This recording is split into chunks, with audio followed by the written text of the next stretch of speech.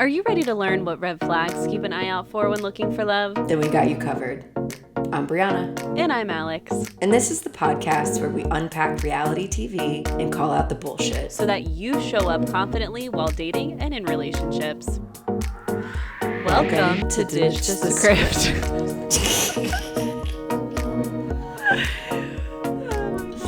I love it. Hey. Hello. Hi. Hi. How are you?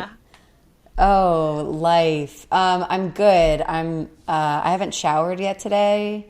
Always a good sign of the old mental health. No, I'm good. I took like a small break in the morning while Tucker was sleeping to go to the gym. I just haven't been able to shower since. Nice. But you got to the gym, and that is a great achievement in and of itself. I don't go to there. It really feels like I don't go to there. I hear that. I love it there.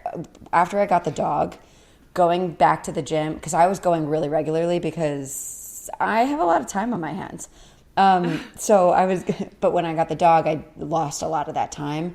And then going to the gym was like, oh, this is the only time that you're really getting to get out of the house and feel like you're doing something that's just for you and not for that like little brown dog. So it's become like really important when I can fit it in, but I can't do it as much as I used to. Yeah. Well, I'm glad that you're getting back into it, and, applause for making it there today to begin with. Snaps. Yes. Thank you so much. Yep. Snaps for Brianna. How are you doing? You're approaching Coachella weekend, which you're not attending as a patron, but you are more or less working and supporting. Hosting a lot of events at the hotel I work at. We have like DJs coming in and crazy pool parties and lots of activations with sponsors and like that on top of, tastings for weddings. It's just, there's a lot all at once, plus a business, plus a podcast, plus life and taking care of myself. Oh, and I forgot I'm in school too. So yeah, that's right. For hours. I am really impressed with myself. I don't know how I'm here, showered, and not foaming at the mouth. You know what? Congrats to you as well, because you are doing it. I'm gonna just get a little one of these. Absolutely, as you should. And I appreciate that. Like that came through in this. Like, you know what? I'm really proud of myself. It could have been like, God, it's such a fucking nightmare, and you're allowed to feel that way too. But instead, you were like, whoa. Look at all these things that I'm balancing, and like, again, zero foam coming from mouth. Yeah. I'm really thankful for where I work, because obviously they all support, like, I'm not kidding you, like, they follow me on Instagram and like they're there for me, and they completely respect my client schedule and like our podcast and everything that's going on. So that's amazing. Yeah. So it's a great vibe with the team there. And then it's just, I'm not going to lie, it's a lot, but because of all of the different, things, like it's kind of nice to like shift in and out of certain aspects of like my business and this job and then vice versa. So, it keeps me going in its own way. It's interesting. It's been interesting to kind of watch over the last couple weeks of being back there. So yeah. Well, kudos to you and your amazing ability to multitask. It's really incredible, and your amazing ability to still shower. Yes. I haven't. Not yet, but that's just today. Not if yet. It was a week, it's coming. We'd be talking. Yeah. Yeah. We'd have a check-in. We'd be like, "Girl, you good?" Yeah. And you know what? I welcome that. I welcome the "Girl, are you good?" check-in. Yeah. It's good for too. us. We all need it every once in a while. Yeah, we do. It's hard to bring up to your friends that they smell. Oh my God. I feel like when I smell me, I make the statement like, oh shoot, I smell myself. I'm really sorry if I stink and you're in my area. Like, please forgive me. Putting like it I out like there announce that it. way. Yeah. I'm that self-aware way and I don't. Yeah. Because I feel like it's worse to have like nasty, musky VO and not know. And like walk around and be up in people's grill and not like be considerate of what they're experiencing. Totally. But some like people walking can't around smell themselves. I know those people. I've been around those people. I had to stop going to their houses and apartments because of Yeah. it. You know, and I want to give some grace here because, like, poor COVID, I feel like has made that worse because that's a symptom, like not being able to smell. And so, you know, if that's you, big I hugs. didn't know where you were heading. I didn't know I where you feel were heading with bad. that. I was like, well, when you said it, I immediately was like, oh, like that must be affecting people because people are just spending more time than ever in their homes. And I like to think that our homes and our cars, if we have them, are big like incubation tanks for our personal odor. Yeah. So I was like, oh yeah, homes got to smell a lot more now since the pandemic. I mean, maybe that for some folks, but what I meant was like if you got COVID, there is a long-lasting symptom where you can't smell as well if you got it, if you didn't get it. And so for those of you who may, because I have a girlfriend who's my age, she was a dance major with me in college, and it took her like 2 years to start smelling certain things again. She was like, oh my God, I smelled my boyfriend's cologne for the first time. Like, it was like Christmas Day. Yeah. So, I'm so glad that she's got that back. Yeah, there is such a thing as smell therapy. So, I just wanted to throw that out there for those of you struggling with that. We see you, we give you grace, all good. But it is nice to be able for me to like own it and be like, I reek. Sorry, y'all. Yeah, and if you had COVID, lost your smell, or you generally have a hard time noting it, get a safe friend. Note a safe friend and let that person know, you're my safe friend. You have full permission to let me know if I rank and stank. And then they don't feel, rank and stank, baby. Put on a hat. Then they know that it's not awkward. They don't feel like they're hurting someone's feelings. Yeah. So totally. I've had friends tell me that. They'd be like, listen, if you ever came to my home and you felt like it didn't smell good, like, please let me know. And I was like, word. Yes. I appreciate that. I will do it. Because otherwise I'm going to just stop coming over. Okay, all right. We got to stop talking about BO, although I loved every second of that. Me too. I'm here for it. Let's get into it. Let's do it. Married at First Sight. It's all or nothing. The ever classic jingle of Married at First Sight, not written by us, much to probably your disbelief, by the folks at Lifetime, those wonderful, clever musicians, talented people. Okay, so we're setting the scene. We're in Vermont. We're going to a house. They basically rented out this like big Airbnb in the mountains, and I guess because we're so close to approaching, quote, the dreaded decision day. This was sort of pictured as like the last opportunity that all of the couples were going to be able to hang out with one another as a group. And there was like a bit of a kumbaya moment at the end there, and that was really cute. This was cool to watch. I mean, I think there was a lot of good, and I think there were some interesting things that came up. So I'm excited to hear what you saw. Yeah, me too. Let's start with Katina and Olajuwon, who, following our last episode, you and I were a bit like, yo, Katina girl, you okay? You not saying much. We had this big sort of blowout with the experts and Olajuwon. And in this episode, things seemed to be very chilled. We didn't see them get into any large fights. There was a moment of a disagreement or a difference of understanding as far as like future plans, which we will definitely talk about. But otherwise, they seem to be more or less on the same page. There was a moment where I think it was like the first night that everyone was at the house and the couples were sort of round tabling how everyone was doing. And Olajuwon basically took that opportunity to like give Katina her flowers and was like, listen, like the success that we're having, it like Katina's holding it down. Like things are really good because of Katina. And I was not expecting that. And I really appreciated him saying that. And I could tell that she did too. Yep. Dude, me too. I was so proud. That was the first note I had. I was like, oh, gives her the credit. Good. Because seriously, it is her, is what I put.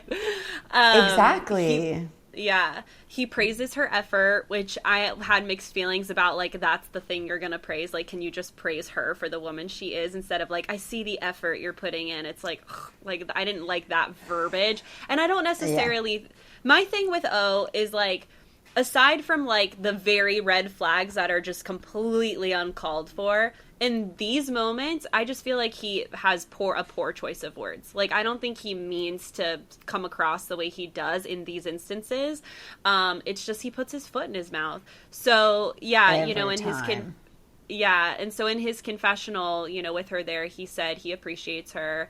And, you know, I'm with you. I'm like, finally, can you tell her that every day, please? Like, yeah. Can you tell her that every day? Yeah, and not in the way to just like bait her to like continue to. Mm-mm. I don't know. Maybe it's too much of an assumption to say that the praise that he gives is an effort to like keep her close and keep her sort of in the progression of, quote, her becoming the wife that he believes that he needs. But right. I don't know. Yeah. Anyway. I'm with you. I would need to like shadow them for a week to be able to figure out exactly what that's about. I'm going to choose in this moment to give him the benefit of the doubt and just say like he genuinely meant what he said and really does appreciate her and her efforts. And he just is a poor choice of words. Like, that's really what I'm going to choose to sit in. Yeah. You know what? I'm with you on that, and I'm gonna give him that, and I feel like that also sort of shows up in the experience that they had while on the farm, hanging out with the animals. The alpacas. They had like an alpaca date, which is interesting. They sit down and they start talking about. They start talking about Katina's plans to have kids. So O is like, what's your timeline? I know that you've said in the past that you want to have kids in 2 years, but when are you done with school? And she said, in 2 years. And he was like, well, how are you going to have a baby and be starting your career? And she's like, people do it all the fucking time. They have babies whenever they want to have babies or whenever they happen to have babies, and life goes on. And I like that she noted that the reason why that makes sense to her, she really gave her like a lens. She showed her lens here, and she made this clear calmly. She was like, she's so great. Oh, I know. Katina's great. Katina's great. Although there was a moment of Katina in this episode where I was like, girl, get with us. And it was when the alpaca had like given birth to the baby alpacas and the placenta, and she was like, girl, be a lady. And I'm like, this could not be a more natural thing that's going on. Like, please don't shame this female alpaca. For giving birth. Anyway, I was my feminism was like triggered a little bit, but anyway, I digress. So equality for alpacas, female alpacas, and like placentas are disgusting and really natural. So like, very can't natural. They be both? Yeah. Like, we have to stop shaming women for like being natural and like having. Anyway, yes, okay. So but yes, she gave her lens because she's like, I get your concern. She's like, I get your concern. I was raised by a single mom. So like, thank you. Exactly. So she's like, I was raised by a single mom, so I've seen people have children no matter what's going on in life and make it happen too. And O, who did not specify his lens, but instead asserted what his plans have been and what he believes is the right way to go about life and responsibility, which is, I sacrificed all of my fun time to make enough money to establish myself. It was very patronizing. He's like, I established myself. I got the house. I paid the bills. I did all the things. And now I get to relax. And now I get to play.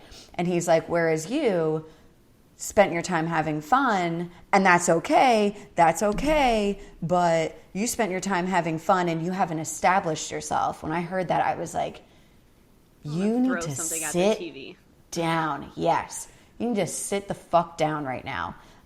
It was so patronizing. And again, I want to give him the benefit of the doubt and say, like, poor choice of words, but it's coming from this perspective of my way of doing life is the right way. Your way of doing life is the wrong way. So he's making this case that's saying, I don't want to be taking care of a baby now that I'm finally relaxing and taking care of someone else. I'm sorry, you're not going to take care of your equally shared child? Yeah. Like, what the fuck's that about? Just because you made all of these sacrifices doesn't mean that you get to be off the hook when it comes to parenting. Yeah, for real. With your wife. Like, it made no sense. And your kid. Yeah, it made no sense at all. Like, the language he used there. I'm with you. It was like, and I also made a comment about, like, look, it's not that one of them is right or the other one is wrong. It's just that they both have, again, different viewpoints and, like, different ideas of where they're going to be at certain ages in their life. And so what matters here is, like, will they come together in the middle and support one another? And so when Olajuwon made that comment where he's like, I'm not going to put myself in a position to be taking care of both you and my kid, it's like, then wait, what is your plan? Seriously. Yeah, I'd love to hear it. I'd love to hear it. Yeah, because whether she has a career or not, you will be supporting your wife when she has children because hello maternity leave. Like, you know, it's like, it's not like, you know, if she has a career first, you're going to be off the hook of taking care of her and your kid. And why wouldn't you want to do that? Isn't that what partnership is? It's like when you're struggling or when we are going through stuff, I'm in this with you. Like, what? So, yeah, I wanted to throw something at, I watched this episode on my computer, so I can't say the TV, but yeah, I did. I was screaming. Throw it at the computer. I talk back so much, like to the screen so much watching this.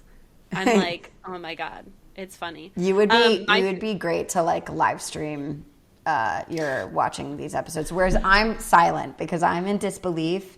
And I'm just a quiet girl over there. I'm quiet. We should do that. I should come to Florida and we should have, like, a night where we live stream while we watch it. And I will we should. But you know what? The whole time. You'll be sitting there.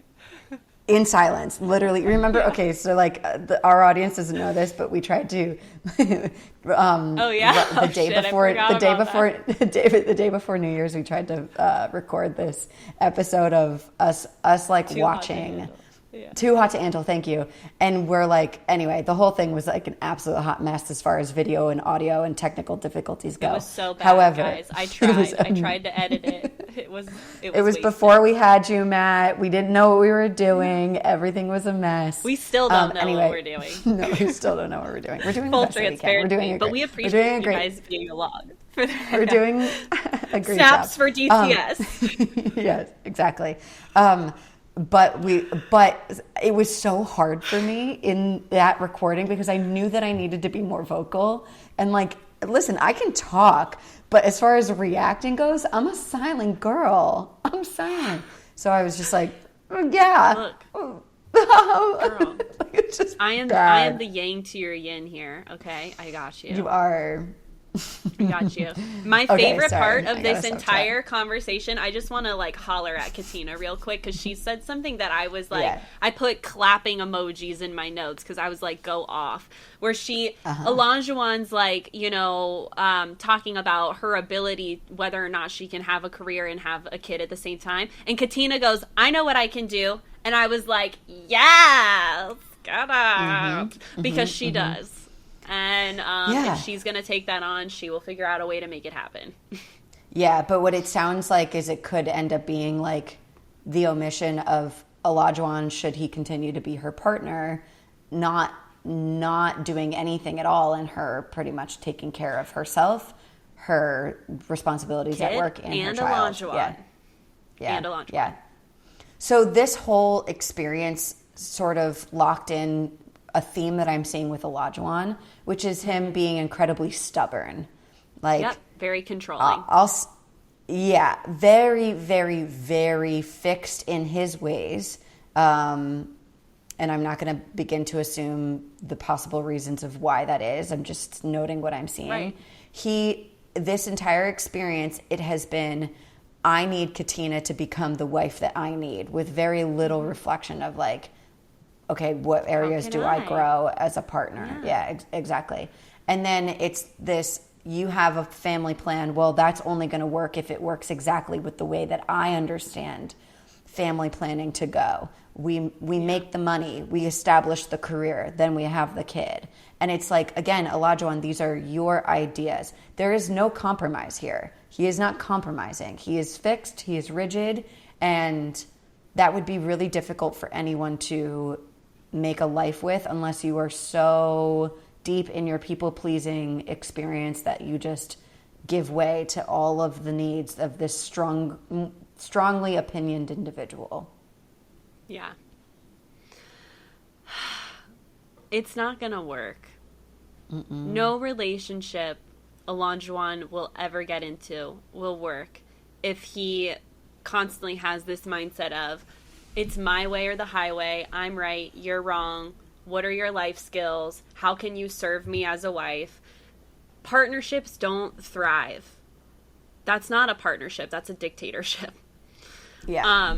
And that's what you and I are getting at here is, you know, and we kind of touched on this last week with like this ego mindset of my partner needs to treat me the way that I want to be treated first, and then I'll think about treating them the way that they want to be treated. And that doesn't fly. You cannot control how your partner treats you, how they show up in a relationship. You can't control you. And so anytime there's a conflict, it's like, it needs to have this self-reflection of like, how can I do better? What is my part in this? How can I, you know, make my partner still feel loved? How can I meet them halfway? And then it's their responsibility. And this is why choosing a partner, it matters, because that should be reciprocal. Both of you should be doing that for each other. And that's the missing piece in this situation is we see Katina constantly, okay, you need me to be more vulnerable. You need me to do this. You need me to do this. We've heard Olajuwon, I think 2 or 3 times be like, I need to work on my tone, and that's it. Yes. There's such a lack of reflection and then activation in that. So, FYI, if you can't assume the mindset of my partner didn't mean to hurt me, my partner has my best interest in mind, if you can't sit in that kind of like, I know you have my back, I know like you're not intending to be an asshole right now, that's a problem. Why are you dating that person? Exactly. Get out. Yeah. Leave that to be someone else's problem. Yeah. Anything else? I would love to, my final thought here is I would love to see Katina thrive in a relationship in which she is cared for and accepted as she is, and her motivation to like grow as a partner is intrinsically motivated. Yeah, me too. Yeah, me I don't too. think it's this My one. heart goes out for that girl. Me neither. Yeah. Me neither. Because she's happy. When he's happy with her, she's real happy. Yeah. And that keep actually chasing that carrot. Yeah, that scares me. That's what I'm saying. Exactly. Yeah, I agree. It's like no relationship is ever going to thrive in this state of like, oh, can't upset, like, let me be really careful of how I'm showing up, or like, did I cook him breakfast? Did I do this for him? Because otherwise I'm going to be met with him being disappointed in me. And it's like, you can't live your life like that. You'll be stressed out all the time. So. Yep. Yeah. Totally agree. All right. Okay. Who's next? Mike and Jasmine. I'm so happy for them. Yeah, me too. This was the first episode outside of their wedding day where I saw the heat dial crank. Yeah. 100. I completely agree. I saw a couple eyes. Eyes doing a couple things, sending a couple messages. The body language was totally different between the two of them. Yes. Yeah. And watching them in this, it was such a dynamic episode for Mike and Jasmina. They had me cracking up. Yeah. They also had me in my feels in the best way. And there's lots of green flags. So let's get right into it. So they're obviously starting off in a good place. One of the earlier, bigger moments for them in this episode is Jasmina and Mike go see a medium, not the Long Island medium. Evidently, it's the Vermont medium. So they talk to the New England medium, and Jasmina is someone who is very much a believer of mediums, and neither one of us are here to comment on like the validity of these these practices. But so she feels really strongly about it, and what we didn't know before they went into that meeting that we learned afterwards is Jasmina had checked in with Mike and was like, he was afraid. First of all, I don't know if he was totally like bought into the experience before doing it, but he was afraid because he's suffered a lot of loss, and if this person was going to connect him to people that he's lost in his life, then what would that be like for him? And so she checked in with him and she was like, listen, I know that this is like more or less my idea and I would love for us to do this together, but this is not something you need to do. If you feel uncomfortable with this, if this is something that feels like too much, too close, whatever it is, you don't have to do it. We could pull out at any time. And he reflected on that out loud later with the group and was just like, that made me feel like she really cares for me. She really is considerate of me. And it made me feel more secure going into a moment that I was really afraid of. Yeah. Yeah. No, it was really beautiful. You could tell they were like holding hands under the table because like how his arm was. Yeah, you could just tell. And I low-key have a crush on Mike and Steve. Those are like two really solid dudes. Two really solid dudes. They're great people. I would love to like just talk to them because they're so self-aware and they're so open to life and like communication, like, and they just care. You know, it's nice. Mm-hmm. So, when Mike, like, they're holding hands under the table and, like, he's kind of taken aback by the medium and how accurate she is. And, you know, I think that it was cathartic for him. Like, even though it was, like, a little, like, whoa, I feel like he also eventually got to a point to where he relaxed and actually enjoyed the experience, especially with the support of Jasmina in the way she was there for him, not pushing him. Yeah. You know? Yeah. She made it a safe space for him to open up as much as he wanted to. And that's really big in a partnership. You know, we never want to push our partner to overshare or, like, be vulnerable for us in a way that they're not there yet, not ready for yet. Totally. Yeah. Totally. I agree. So, the experience was really intense for them. And like you said, like they were totally connecting. And it was at the end, also the medium was sort of like giving some predictions of like their connection being really unique. Yeah, their future. And she made mention of like them both possibly meeting other people if they were to split up. But like Mike, it's going to be about 5 years before you meet someone that you'd feel this closely to, and Jasmina probably 1.5 years. And I wonder what they thought about that. Yeah, I didn't know how I felt about that, but yeah, they didn't reflect. Mm-mm. So they got close. That's when I saw the like. When someone, usually a woman, looks at you from underneath her brows, and she's like, "That's." Let me just break this down for anyone who is hit on by women in your life. Who doesn't know. That's a signal. That is. Come and get it, baby. It's going down. If I'm looking at any you, of the men out there listening to this show, let me just help you, okay? Because this is the thing. Like, us ladies feel like we flirt, and it's like, how are you not picking up on the signals? And I've read it on Reddit. So many men are like, I can't tell, and it's like, oh my gosh, okay, this is one of them. All right, this is one of them. If you and I both know that I have the ability to look at you straight on, but I choose to tilt my chin down and look at you in an upwards diagonal, baby, it's going down. It's going down. So take it. Yes. Yes. Yep. Yes, please receive the message. Receive the telepathic invite. The other thing I thought was so cute about them, and then this kind of just compounds like what you're talking about with the eye contact and all of that. The matching outfits for them are such a vibe. Like, it's so cute. It's so cute when they do it. Usually when I see other people, I'm like, this is cringe. Like, please, you don't need to match with your person. But in this setting and what they were doing, I was for it. I was like, this is freaking great.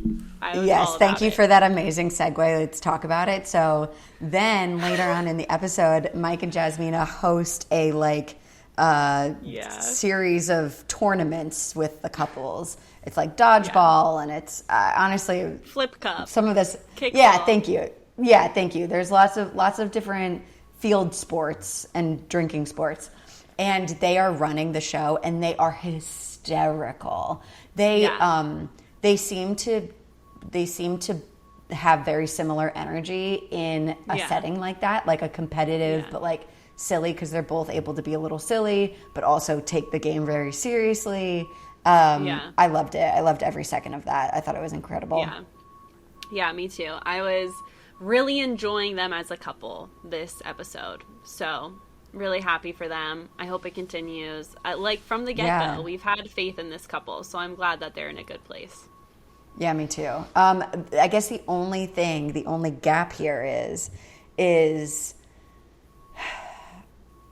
will Jasmine feel enough sexually, really, before decision day? And I wonder, we've sort of touched on this in previous episodes, but I wonder if she is just not giving it a shot to say this could likely grow. I'm not saying she needs to give it a shot in the last 2 weeks that they have. I'm saying give it a shot to see that this is likely to grow, because you guys are already moving at a really good pace. You are clearly building on intimacy in a lot of different ways, and it's all adding to the puzzle. So why cut that short? Yeah. Have you ever had a good guy friend that you were like, we're just friends, and then, maybe a drunken makeout happened and you're like, wait a second, there's definitely some sexual chemistry there? Has that ever happened to you? One of my favored relationships started, we were friends, and I did not know that there was any sexual tension until one day he made that clear, and he was like, I like you. And I was like, whoa, whoa, whoa, whoa, whoa, whoa, whoa. I had to rethink our entire connection, which I knew was so effortless and so good. Like, he had become like my best friend at that point. And then I thought about it, and I was like, oh yeah, no, I dig you. Like, I fancy you. And I feel like that's kind of where Jasmine is at with him right now. Is like, for me, and what I want out of a relationship is that it's like, I want a best friend who I fuck. Like, I want that. Yeah. And so it's hard for me to watch Jasmine struggle, because clearly she enjoys him. Like, this episode proved that. Like, she likes this guy. She cares about this guy. And so I'm just like, I am curious if, she just gave it a shot and made out with him one night, if she'd be like, oh shit, I didn't realize how into you I actually am, because she's had this barrier up because of the dynamic of the show, and her apprehensions around what a husband, how I should feel about my husband. But it's like, that's not going to happen overnight. So, like, get out of your head and just, like, make out with the guy, dude. Like, oh my God, yes. Like, low risk. Like, make out with your husband. You don't need to jump on it. I'm not saying, like, go all the way the first time, but like, girl, you haven't even had a hot and heavy makeout sesh. I would have jumped his bones in that boss shirt after kickball. Are you kidding me? That was hot. Maybe this is just me, but after that moment with the medium, I would have gone back to the house and we would have schmang-langed, because I'm so with you. I'm turned on by intimacy.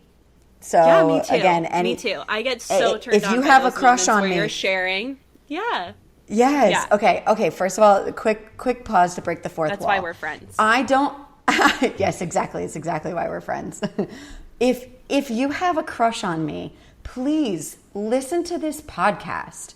You could not have a better teaching tool. Yeah, to figure out me. Like, if you have a crush on me and you want to figure out how do I get in, listen, intimacy, baby. Intimacy. Into you, I see. I don't know what that is. Yeah, into me, I see. Into me, I see. I see. Yeah, intimacy. But yes, I'm with you. I'm so with you. Like, some of the hottest moments come from, like, sharing these childhood memories you've never, like, I'm like, oh my God, I haven't thought about this in years. But, like, yeah, here's the story of the time I peed my pants in the park. Like, let me tell you about that. Yeah, exactly. And then it's like, you laugh, you giggle, or, like, obviously there's more in-depth conversations that will come up too. But, like, that kind of connection where you're like, I actually feel really safe telling you some of the most embarrassing, crazy stuff that's happened to me. That's hot as fuck. Like, I get and I think 100%. And maybe that doesn't work for everyone, and I respect that, but I think that sometimes people confuse that sharing too much means, okay, we've gotten too vulnerable, they've known too much, like, I need to pull back, like, this isn't how can I have sex with someone when more or less some of the mystery is gone, when really like, you're comfortable with this person. If you're comfortable sharing your, like, icky, sticky stories, and then you go and, like, try to communicate in a sexual setting, it's on and poppin'. Let me just tell you that. Yes. Yeah. On and poppin'. Oh my God. Write it down. Ooh. Okay. Okay. Yeah, let's calm down. Okay, so they're like, we hope that she gives it a shot. We hope that they say yes. Make out with him, Jasmine. Yeah, make out with him. Jesus H. Okay. Next, we're talking about Steve and Noi. Oh, who had a very God. complicated. They had a rough start to boot. I'm so disappointed in Noi. Me too. Okay, tell me why. I feel she's so defensive around this social media thing and refuses to see it from Steve's point of view, or really anyone's point of view, because, like, Steve's not alone in his feelings for this. Like, if this was my partner, I would be like, absolutely not. That happens again, I'm out. Like, this isn't okay. It's a passive-aggressive way to handle things in your relationship, you know? But she doesn't want to admit that. She keeps saying it wasn't about him, but then counters that by saying, but I do feel like that in our relationship. So I really feel what's for the Steve difference here. Exactly. And what where I was talking back to my screen was when they were in the car on their way to this trip, and she was like, you know, that's your perception of everything. And it's like, okay, fine. And it's fucking valid. Stop trying to dismiss him and his perception of this because you don't agree with it. Like, fuck that. And so many people get into relationships where it's like, you know, how do I say this? A lot of people get into relationships where they want to be able to have their partner communicate with them the same way that they feel safe being communicated to, and joking with them in the same way that they like to joke, right? And what I'm trying to paint here is this carbon copy of you. It's not going to happen. That's not possible. So, because everyone's different. So you're not going to find someone out there that's going to understand this through Noi's exact lens and not give a crap. Like, that isn't going to happen. So the fact that she is so inflexible and taking the time to just even respect what Steve is trying to say to her, that's what's really pissing me off here. Is like, it doesn't matter if it's just because of his perception. What matters is you're hurting him. And I'm really proud of Steve for saying that after she says this. She's like, but it's hurting me, it's hurting us, it's hurting our marriage, and you're essentially telling me you don't care. And he was spot on. He was spot on, because that's exactly how it comes across. It's like, you can't just, it's not always Burger King in a marriage. It's not always just going to be your way, right? Like, the second time I've mentioned them on this show. Great setup. I know, like, sponsor us. Jesus. Although I don't really want the food, but, like, you know, the sponsorship. I don't know. Their French toast sticks slap.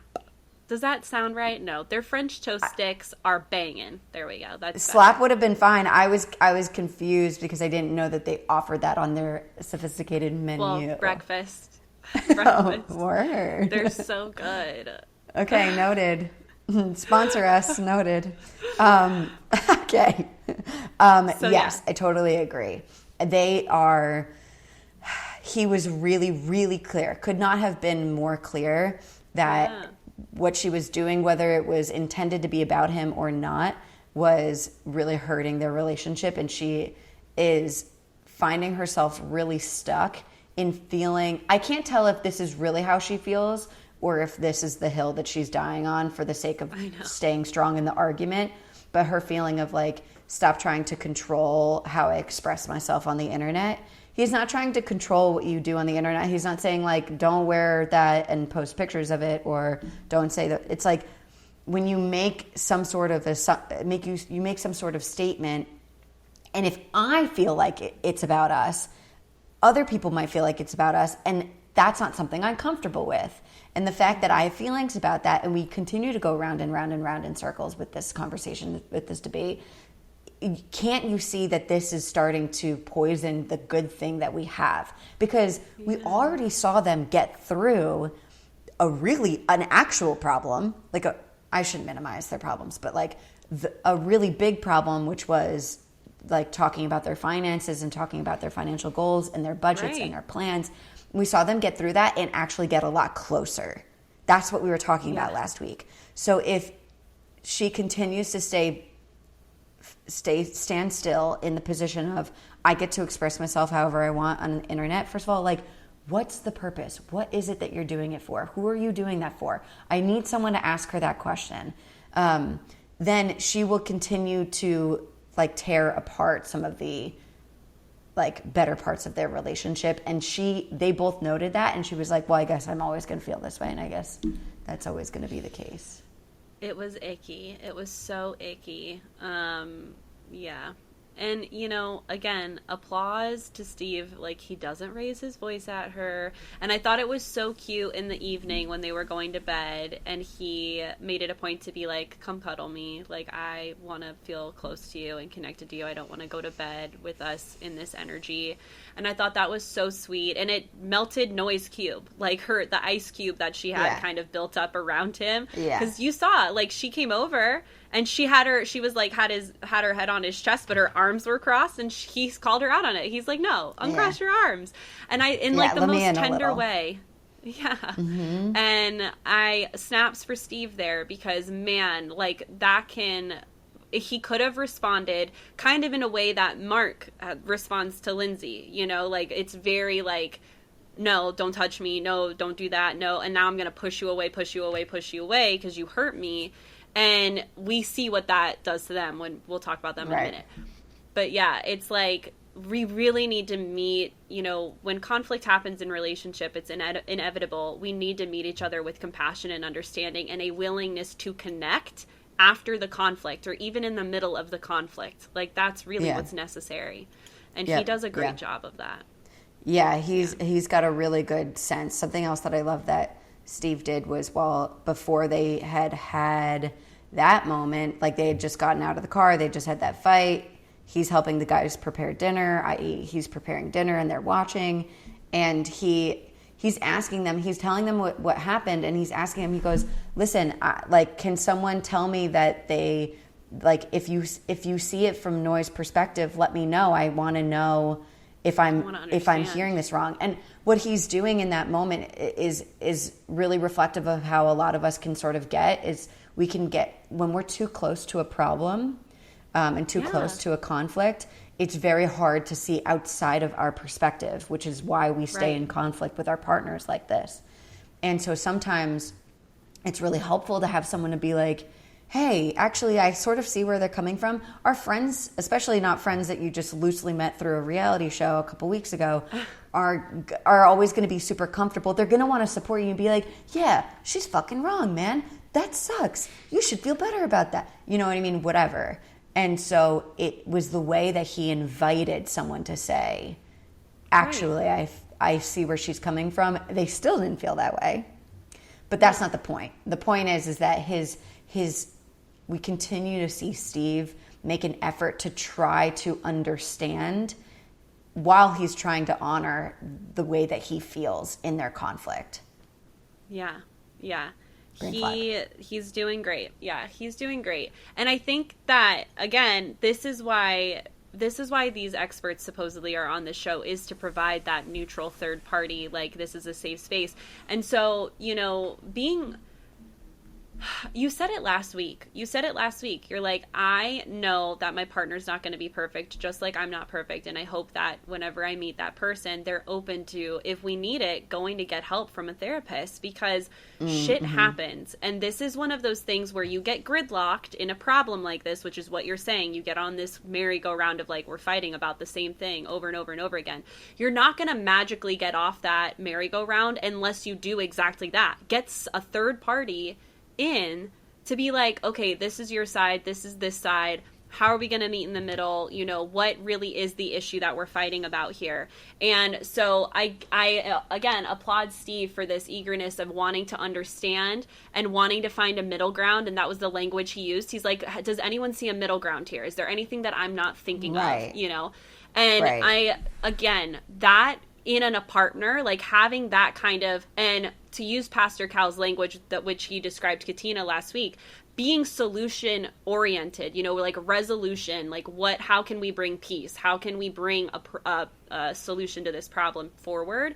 That's so huge to have, because if your partner, similar to how we were describing with Olajuwon, is always like, no, it's my way, like I'm right, I'm going to stand in this like power of like, I can't hear you because my perception of the situation is the only way. And we saw Noi get there a little bit too in this episode.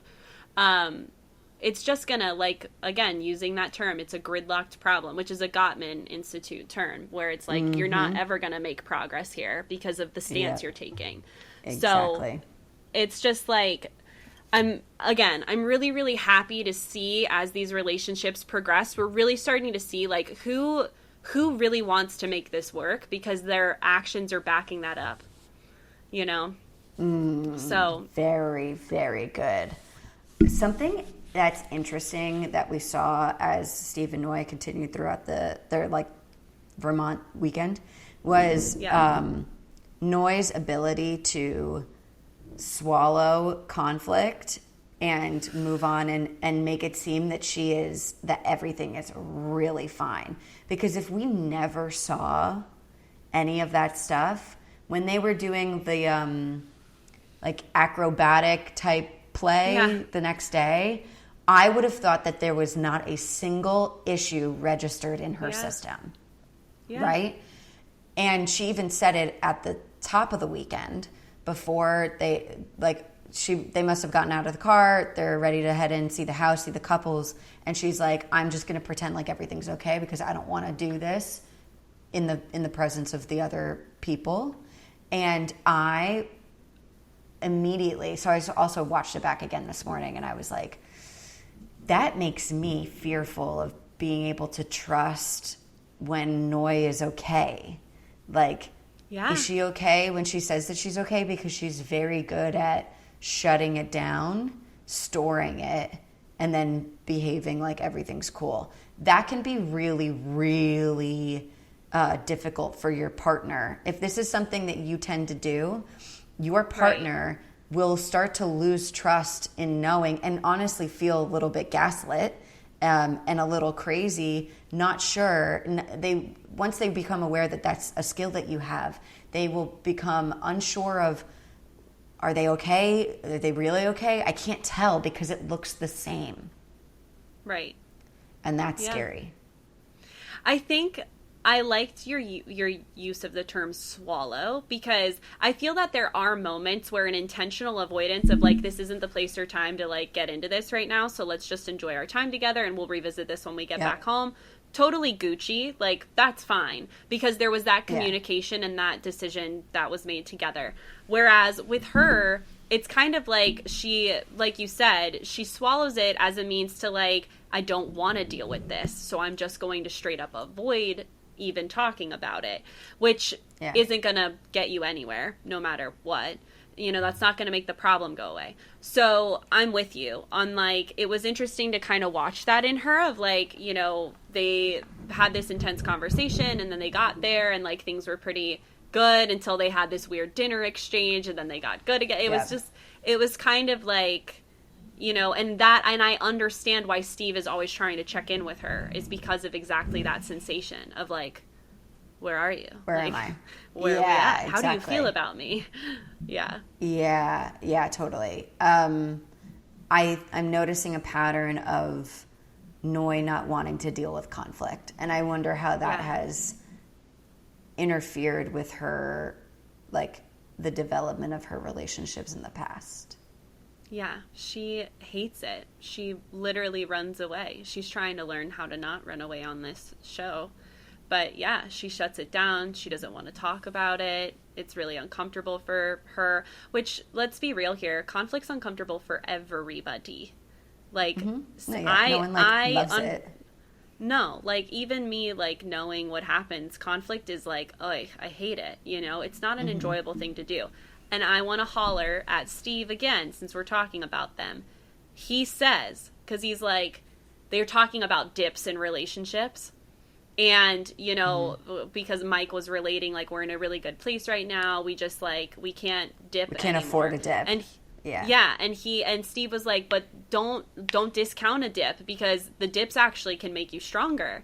And I was like, way to look at that. Like, yes, that 100%. And so, again, I just want to, like, reiterate this. Steve's mindset about this entire thing is really what is having him be such a great freaking partner, because he's absolutely right. Conflict is neutral. Conflict's going to happen. It's how you handle the conflict and how you come back together that matters. And so, you know, for him and Noi's relationship, he is willing to do that with her. He's like, okay, this is uncomfortable. We are not in a good place right now, but I want to sit down on this couch and I want to talk to you about it, and I want to understand where you're coming from, and I want to know what I can do to be better.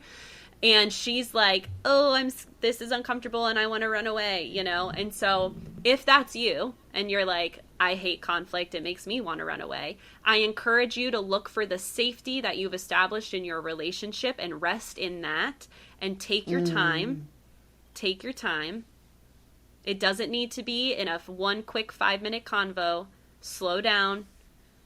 Make sure you're as regulated as you can be. And that's where, like, having a sense of touch, or, like, sitting close to each other when you're trying to talk things through, can be really helpful.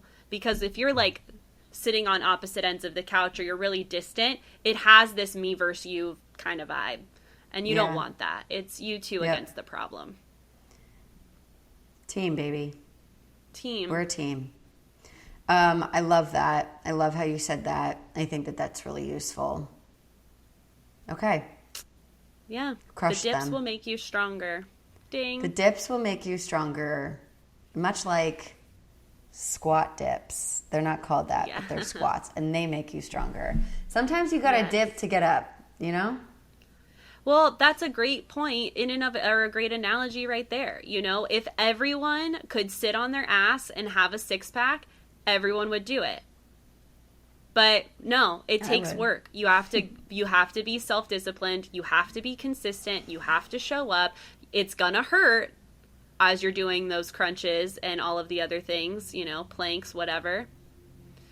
But you get the reward. And it's the same thing in relationships. You don't sit on your ass and have a relationship become amazing. You have to put the work in. And that means having hard conversations a lot of the time. Very much so. Love it. So. What a good analogy. Okay. Go to the gym for your relationship. Yes. Get in your reps, people. Get in your relationship reps. Okay. Yes. Lindsay and Mark, who had lots of twists, dips, and turns in this episode. They start out pretty good. Yeah. And then I think what I noticed was sort of similar to something that you were saying a bit earlier, which was about Noi. You were saying, like, okay, you know, you can't expect that your partner is going to understand and see things exactly the same way that you do. And I felt that with Lindsay and Mark, the way that they try to blow off steam with one another is not the same. And, like, it's interesting that Lindsay is someone who likes to, like, throw jabs, make a couple of quick, sharp-tongued comments in, like, public moments. And then together with Mark, she's very uncomfortable with being poked at. Yep. Very uncomfortable. And so this whole back and forth was hard for me to watch, honestly. How about you? Yeah, it's their own, triggers really just coming out, and neither of them, in kind of like what I said at the start of the episode and last week, it's like they keep waiting for the other person to go first. Like, and that's the issue here. So, with Mark and the joke that he made, when Lindsay was like, ooh, that was rude, like that felt not nice. Instead of him being like, oh, my bad, I didn't mean it like that at all, I was trying to make a joke, I'm sorry. If he had just said that, instead of trying to defend, like, it's a joke, you can't, like, and he didn't say, let me look at my notes, because he said a couple things where I was like, ooh, stop. Oh, yeah, he said a lot that I was unhappy about. Yeah, he made comments around, I know I have this in my notes, but I can't find it. But he made some gaslighty type comments around her.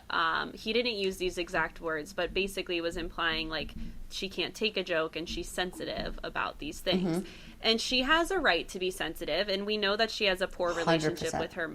Yeah, she has a poor relationship with her mom. So if her childhood was anything like mine, my guess is that sarcasm was very much used as a weapon. And so when someone pokes at her or teases her, it's like, ooh, that doesn't feel good, because as a kid, that's, was a version of verbal abuse that I received. And then they tried to play it off like, you don't get it. You just, you're not, you don't understand funny. You don't have that. Yeah. So, when this is the deal. You don't get to tell your partner how they should be feeling. Mm-hmm. If you said something that you meant as a joke, but they're telling you it wasn't funny, the proper response is like, my bad, man. Like, I didn't mean that, It doesn't need to be this, like, lengthy apology, because obviously if your intentions are pure, then you just saying like, yeah, I didn't mean that, I'm sorry, is enough. And Lindsay finally got to that where she was like, I just need you to tell me you're sorry. Like, I don't need to hear an explanation, I get you were trying to joke. I understand that. It didn't feel that way. And so the other thing that I would say, if there's any couples out there that struggle with that, is like discussing what's off limits when it comes to teasing and joking. Like, what are the topics that you're okay joking about and being sarcastic about, and what are the topics that are not on the table? Because that way you'll just avoid this problem moving forward. But yeah, then Lindsay, because she keeps waiting for Mark to do that, and it takes her a while to communicate what she needs. If she had just said that in the moment, like, okay, I understand you were trying to make a joke. It didn't feel it didn't feel funny to me. All I'm looking for in these kinds of moments is for you to just understand where I'm coming from and validate me and just let me know you didn't mean to do that. She does say that. She says that she does in the first moment? I only remember it later. Okay. Oh, it was later. But yeah, okay. You're right. But I mean, I guess I wanted to point that out because, like, she has verbalized it. She continues to verbalize it. Like, at some point, like you said, they sort of need to sit down and have a conversation and be like, we do connect with each other with our humor, but it seems like there's some moments where we really click with it, and there's some moments that we really don't click with it. So let's talk about the things that are off limits, exactly as you mentioned. What's frustrating to me about Mark in this is that because he doesn't understand, maybe because they haven't had that conversation, or he doesn't have the bandwidth to figure it out, he doesn't understand what exactly sets Lindsay off, what he does that sets Lindsay off. So it really bothers me when he belittles her or minimizes her feeling hurt in a way that's sort of swept over by she's just in a mood when she's no longer pissy. And I was like, oh, dude, like, just because you don't get how you're like affecting her doesn't mean that she is just this temperamental, like, too sensitive, can't handle anything type of girl. Yeah, and in fact, she's actually proven herself to be quite the opposite, because she's kind of a badass when it comes to, like, dealing with life stuff. Like, she's like, okay, I got you. Let's get your stuff out of your place. Let's deal with the bed bugs. Like, she'll show up. Like, she can live her life. Like, she's an adult. She's okay. So it is this thing that I feel like a lot of women get is like when we do feel some kind of way, we're written off as like, oh, you're in a mood. Like, are you PMSing? It's like, fuck you, dude. No, you pissed me off. I'm a human being. And it's really funny because like women, we go through a hormone cycle of 30 days. Men have a very similar cycle, but in 24 hours. So it's like, you want to talk about who's getting all different kinds of moods all day, every day? Like, I'm not going to throw that in your face. Yeah. But it's just like, can we put that down and like instead just be people? Like, where is the kindergarten rule of like treat others the way you want to be treated? Like, I don't understand how we lose sight of that as adults. It's not about what we have between our legs, people. It's about being kind and considerate. I agree. I think that he definitely is generalizing the fact that she's being, quote, sensitive to his jokes as her, like, being in a mood, like, just unable to deal. What I wonder is happening on Mark's end that he's not admitting. His playfulness with her, his jabs at her, which she is clearly sensitive to because of her experiences. And I don't mean sensitive in that she can't handle it. She's a very keen radar that says, when you're poking fun at me, you're actually telling me how you feel. You're just like coaxing it as a joke, right? It's got this jokey, sugary coat, but really I hear criticism. I hear verbal abuse, right? And while Mark is not intending to like inflict that kind of harm, I don't think that he likes her very much. And I think that in order to relate to her, he jokes with her and he pokes fun at her. And so I think that Lindsay picks up on that. This is my theory. I'm prepared to be wrong. But what I think is happening, I think that he doesn't like her very much. And he's being very crass with her and very jokey in their private spaces. And that's his way of being like, yeah, I don't really like you. Yeah, I don't really like you. Yeah, you do this funny thing. Yeah, why do you got to do it like that? Or why do you have to touch me like that? And I think that she's seeing through. I think she's seeing it more clearly than he is, which is like, I don't really think that you're here. Yeah, I completely agree. Because I think Mark doesn't know that he doesn't like her. Agreed. I feel he's trying to convince himself because, like, we've seen over multiple episodes where even last episode, he's like, I see the good in you. If I didn't see enough good in you, I wouldn't be here, but I'm not going anywhere. Like, he's using that. Like, I just quoted him. Like, that is exactly what he frickin' said. Go watch back the episode, watch the preview or the recap of the episode this week. He says exactly that to her while staring her in the face. So I feel bad for Lindsay because she hears that and she's like, okay, he's still in this with me. So like she keeps trying to like nurture this relationship, and of course, like, she's not perfect. I'm not gonna sit here and act like she doesn't have her stuff to work on. She does. But girl, she does. I'm with you on the fact that like Mark truly isn't invested in her as a woman. And but he's not aware of that. So because I think he's bought into the show, he's bought into the process, and that's where his focus is right now. Yeah, so, he's like trying to make it work. He says it in the beginning when he's with the guys. He was like, you know, when I started this show, I was really hoping to be in love by the end of it. And he's like, well, right now where things have been, I'm just hoping to like each other enough to keep it rolling. And then he's like, but if things continue and they go down a dark path, it's going to be a very of the moment decision. Like he says that. So you can tell he's saying without being very clear that, like, my dude, you just don't like her, and maybe you don't feel that you have a good enough reason. The whole thing. Yeah, the whole thing. Yeah. It was really interesting to watch Lindsay go through the games at night where they're playing the Who's Most Likely, which honestly, it's a pretty like childish like grade school type of game. It feels very mean-spirited, and I wish that they didn't play it, but of course this is a reality show and not the like happy, peaceful. Yeah, exactly.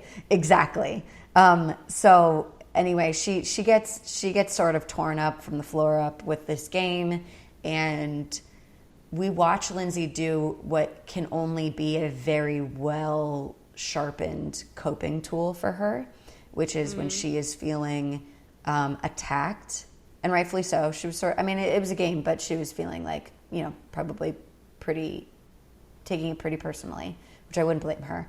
And she steps into overconfidence, and she really overcompensates with her confidence. And talk about like her partner who doesn't really like her and honestly fears her in situations like this. Mark is tapped out. Mark is not looking to try to come to Lindsay's defenses as he once was at the beginning of the honeymoon. He is not looking to do any of that anymore. He is not considering for her. He's literally has a look on his face like everyone else does, which is, oh shit, what the hell is going on right now? And I think that those actions speak volumes about where he's at, where their relationship is at. And again, that's just Lindsay's stuff. Like, that's just her stuff. That's stuff that I hope that she's able to look back on with the show and take with her in the future. It's her stuff to deal with, but Mark's not in. No, he's not. And I think, and I can tell Lindsay is in, but she's also not being proactive about how she can change her behaviors. Like, she's not getting ahead of things. She's like, she needs to be more present and grounded, like in the moment. And I think she gets so emotional that she robs herself of that ability. And we see, and I don't think alcohol helps, absolutely, because like, I agree. While they're playing this game, most likely or whatever, her stepping into overconfidence is her fight response. Drinking. She's like, I need to stand up for myself. So she is not regulated at all. Whereas if she had the opportunity to be regulated, she could have been like, oh man, I'm sorry guys, like that sucks that I'm perceived that way, but I also can get it with the experiences we've had together, and like, I hope that in the long run I can prove otherwise, like she would have been able to meet them there. Yeah, and even I had a similar thought at a different moment where when like Mark is checking in on her, like they're going to bed, he sort of left her to like fend for herself and she's asleep essentially, and he goes in there and he's trying to like see what she's about, and instead of, he does it and in granted, such a I don't bad think way. Yeah, he's not doing a good job, and that's like that on that, but she's now like attacking him and like their dynamic, instead of like in this moment being like, you know what, I actually was pretty hurt by the game, like that hurt me. And it's sort of a callback to Dr. Pepper's recommendation or observation from the last episode, which was like, you skip over sadness and you go right to hostility, you go right to anger. And like, I wish that Mark was also listening in all of these moments with the experts to be able to be like, hey Lindsay, like, are you hurt? Are you sad? An empathetic guess, imagine that. Nonviolent communication for the win there. Yeah, instead of just being like, she's attacking me. It's like, dude, she's hurt. Why don't you try to approach the hurt? Yeah. And 9 times out of 10, when we see that in someone, it is because they're hurting. Even Olajuwon with the dating app fiasco. Like, he came after her because he felt threatened. He was like, are you not invested enough in me? Am I not good enough for you? Like, does that justify the way he went about it? Absolutely not. However, my point in even bringing that up is just to paint the picture that when we see people attack other people, it's usually because they are something is pouring salt on a wound, and that is their reaction. Yeah. So get curious, even if you see your partner get angry, it's like, oh, hey, what's that about? What's really going on? Mm-hmm. Totally. Yeah, so that's that. You got anything else on that? Red flag, green flag. Ooh, no. Yeah. Okay. Red flag. Green flag. My red flag. I'm sorry, my green. We're starting with green flag. Wait, no. Okay, red flag. No. We got it. Whatever color you want. I want to go red because I like when we ended on a positive note. Okay, great. Red. My red flag is Mark blaming Lindsay's her expression of being hurt on her being moody. I really didn't like that. It bothered me. Yeah, I'm with you. What about you? My red flag is Olajuwon's contemptuous statement around, like, you know, how are you gonna be a mom and start your career? It didn't feel genuine. It very much felt like it was coming from a place of like, no, that's not the right way to do it. Let me tell you how you should live your life.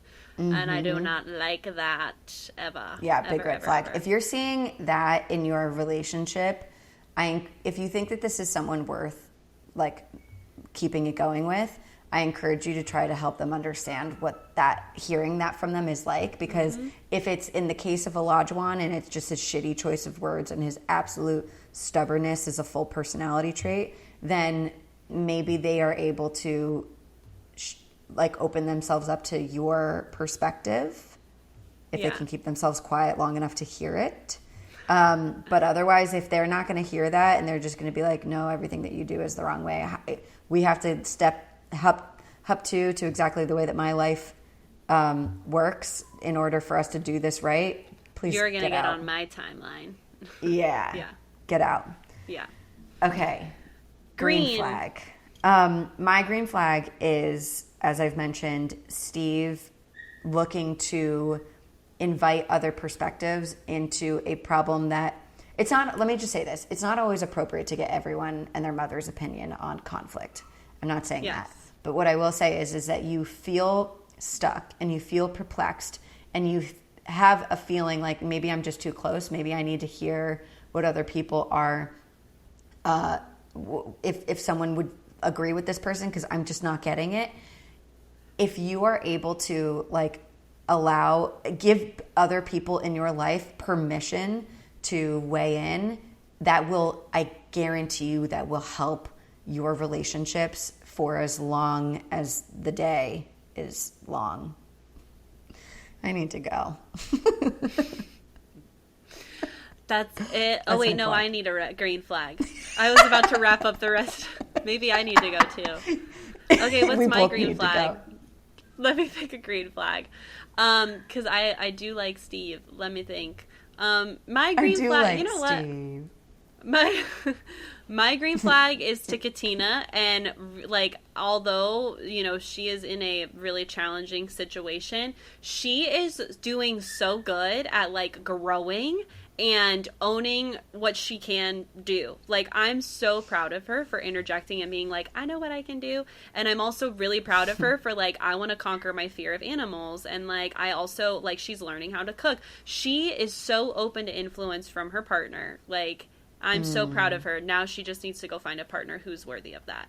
A reciprocal partner. Yeah, agree. A reciprocal partner, thank you. I don't mean to say Olajuwon's not worthy of love. I just feel that he is not valuing her in who she is, and that makes the dynamic not a match.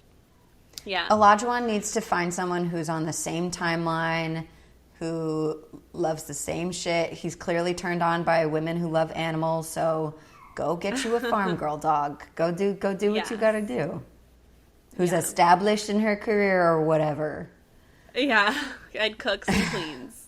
yeah, exactly. Okay, well. Okay, cool. Thanks for hopping on with us this week, people. I really fumbled that one. Let's do it. Take 2. Beep. Marker. That's my clapper. Thanks for hanging out with us on the podcast this week, guys. If you like this episode and me fumbling that last line, we're still doing it. Go ahead and leave us a rating and review on Apple Podcasts and Spotify, wherever you listen to us. We appreciate it. Just join us. The reason why this is happening is because we tried to do a TikTok live joint thing. But we need a lot more followers. So if you could help us out, we can start live streaming some of our episodes that we're recording. So follow Dish the Script Pod on TikTok and on Instagram. But if we get to 1,000 followers, which we are not quite there, we're just under. We're just under. Yeah, just a smidge. Just a smidge under, then it'll help us like start doing live streams together. So that would be really great for exposure. Yep. Right into, if you have a question and you want us to answer it, we'll answer it anonymously on the podcast. Write to us at www.ditchthescript.com. Ditchthescriptpod.com. I need to know our website. Yep, my homework. We're getting there. It's a week. It's Coachella weekend 1, okay? So let's just blame it on that, even though you're in Florida. There you go. I'm literally not going to Coachella. A lot but maybe going Coachella on. Weekend 2. Yeah, come out here. That's I love it. you so we much. love you guys. I love you. And Alex, I love you. Yeah, I was going to say I love you. Bye, friends. Bye.